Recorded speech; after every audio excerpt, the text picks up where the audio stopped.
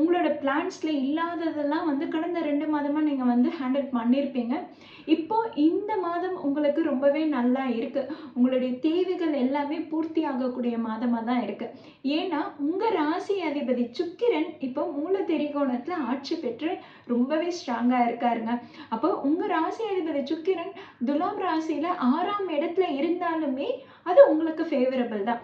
அதாவது என்னன்னா 6ஆம் இடத்துல உங்கள் ராசி அதிபதி ரொம்பவே வலுவாக இருக்கிறதுனால பணத்துக்காக யாரெல்லாம் காத்துட்ருக்கீங்களோ, இப்போ ஒரு வீடு கட்டிட்டு இருக்கீங்க, வீட்டுக்காக லோன் அப்ளை பண்ணியிருக்கீங்க, எனக்கு கடந்த 2 மாதமாக வந்து எனக்கு கிடைக்கல, அது தள்ளி தள்ளி போட்டிருக்குன்னா அது இந்த மாதம் பர்டிகுலராக இந்த மாதம் 3ஆம் தேதிக்கு மேலே உங்களுக்கு கண்டிப்பாக கிடைச்சிடும்.